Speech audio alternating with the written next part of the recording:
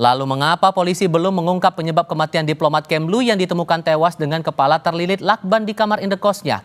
Sudah bergabung bersama kami Kepala Bareskrim Polri 2009 hingga 2011 Komjen Purnawirawan Ito Sumardi dan psikolog forensik Reni Kusubo Wardani. Selamat malam semuanya, apa kabar?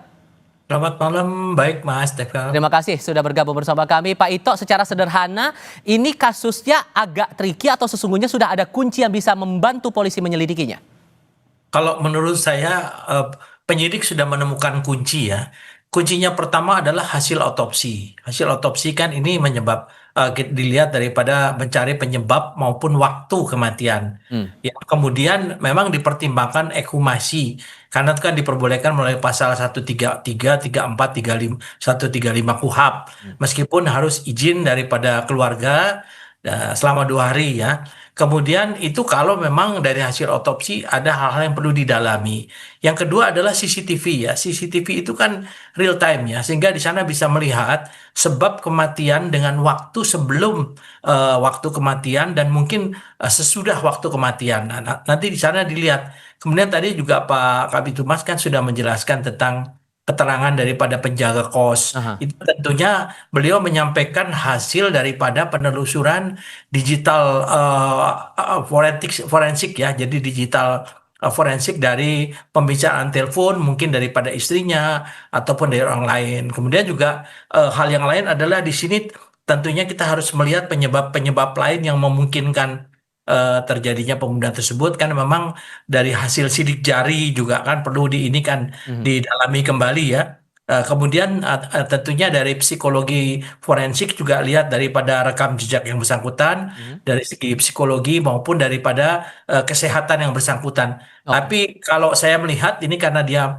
mengkonsumsi obat, ini mungkin Ibu Reni akan bisa lebih jelas untuk Nah, menyampaikan apakah ada pengaruh terhadap kondisi. Cuman membuat keganjilan adalah dengan adanya lakban di kepalanya itu, Mas. oke, Bu Reni, gimana cara membaca itu? Apakah akan sulit membaca atau menelusuri penyebabnya atau kasus ini kasus apa sebetulnya? Iya, banyak sekali spekulasi yang berkembang di masyarakat ya, Mas Tifal, yang semuanya bisa menjadi pertimbangan untuk menganalisis sebab kematian korban. Namun tentunya di sini perlu kehati-hatian dan kecermatan di dalam menganalisisnya. Yang pasti ini bukan kematian yang natural. Tapi untuk memastikan penyebab kematian seseorang dalam perspektif psikologis, umumnya menggunakan tools otopsi psikologis. Jadi ada beberapa area yang perlu diidentifikasi sebelum dapat dianalisa cause of death dan manner of death-nya. Psikolog biasanya perlu meneliti detail kematian, misalnya dengan meneliti TKP serta situasi korban saat ditemukan. TKP ini perlu dilihat detailnya seperti misalnya apakah ada kemungkinan akses masuk lain ke dalam kamar korban Ya. selain lewat pintu yang terkunci dari dalam. Apa saja barang-barang yang ada di dalam kamar yang bisa menunjukkan situasi tertentu seperti apakah situasi kamar berantakan, seperti baru ada pergumulan atau rapi, bersih, apakah ada benda-benda yang berisiko tinggi terhadap perilaku mungkin bunuh diri, apakah ada catatan-catatan tadi disampaikan oleh Pak Ito, jejak digital ya baik dalam laptop maupun di ponsel korban. Dan selain TKP perlu diobservasi situasi korban saat ditemukan dan detail kematiannya. Jadi bagaimana hasil otopsinya? Apakah ada bekas-bekas kekerasan atau tidak pada tubuhnya? Oke. Keadaan mayat atau jenazah ini termasuk di dalam pertimbangan analisis. Baru kemudian kita menelusur ke belakang ke riwayat kehidupannya untuk mengidentifikasi bagaimana sih riwayat keluarganya, baik keluarga besar maupun keluarga kecilnya. Oke. Apakah ada riwayat keluarga dengan perilaku khas tertentu seperti riwayat keluarga yang bunuh diri atau mengalami gangguan jiwa. Nah, Nah, di sini kita akan bisa dapatkan gambaran kepribadiannya, pola tipikalnya di dalam respon korban ini terhadap stres, apakah ada stresor terkini, bagaimana hubungan interpersonalnya, baik. rencana kehidupannya, dan masih banyak yang harus ditelusur ya sehingga kita bisa memastikan. Atau Oke. bisa jadi ya ini accident death akibat adanya satu gangguan jiwa tertentu Dan yang dialami korban. Iya. oke, dan ini menurut Anda Pak Ito makanya jadi perlu untuk mengetahui jejak digital dari Arya Daru ini dan lewat digital forensik ini jadi kunci begitu?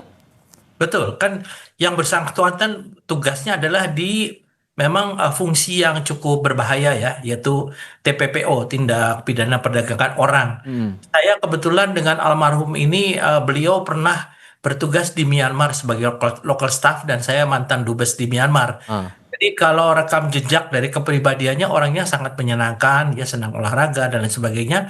Dan betul yang dikatakan Bu Reni, memang waktu kematian itu juga akan menentukan dengan hasil pengolahan daripada CCTV. Karena CCTV kan real time. Jadi kalau misalnya waktu kematiannya itu diperkirakan jam 3. Nah, kita akan telusuri sejak jam 3 ke bawah, mungkin sampai sore atau apa. Apakah ada orang-orang lain di sana? Apakah bersama-sama dengan dia di sana? Dan satu hal lagi, mungkin ekshumasi ini biasanya penting ya, kita tahu bahwa pengungkapan kasus Yosua ya, kemudian ada pengungkapan kasus yang lain kan dilakukan ekshumasi ternyata, atau Vina ya, itu ternyata Ada ditemukan fakta baru. hal yang sangat signifikan ya. Nah, ini tentunya mungkin pertimbangan dilakukan ekshumasi ini juga akan menjadi pertimbangan yang penting untuk dilakukan oleh teman-teman di Polda Metro Jaya. Demikian. Oke, sehingga menurut Anda, Bu Reni, kalau membaca nuansanya dan temuan-temuan sejauh ini, udah terang belum ini kasusnya kasus apa? Ya, belum ya. Jadi ini masih di dalam proses penelusuran karena kalau kita lihat di CCTV itu kan kelihatannya malam sebelumnya itu tampak seperti baik-baik saja. Namun analisis psikologis tertampil baik-baik saja itu belum tentu baik-baik saja. Hmm. Bisa saja yang bersangkutan melakukan masking emosi. Orang yang mengalami gangguan depresi atau keputusasaan tidak selalu menunjukkan tanda-tanda yang jelas ya. Jadi mereka bisa menyembunyikan perasaan mereka dengan baik sehingga terlihat seperti biasa-biasa saja. Penjaga Bahkan indekos yang tampak tenang di CCTV itu bisa dikaitin nggak kira-kira?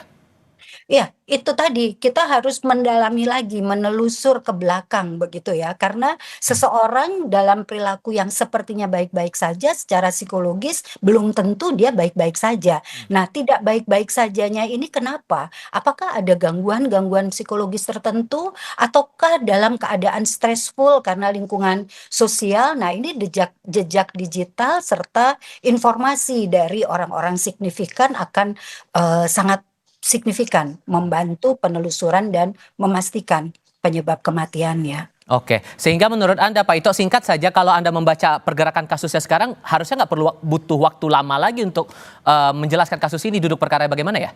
Iya, Pak Kapolda kan menyatakan kira-kira sepekan beliau sudah akan menyampaikan hasil daripada penyidikan ya. Saya kira, menurut saya kalau sampai Pak Kapolda menyampaikan, tentunya pertimbangan dari penyidik bahwa kasus ini tidak terlalu sulit ya. Hanya sebelum, betul kata Bu Reni, sebelum ini menjadi jelas kesimpulan dari Pak Kapolda, sebaiknya kita tidak berspekulasi. Baik, Demikian.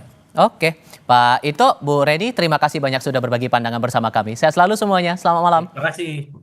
Malam.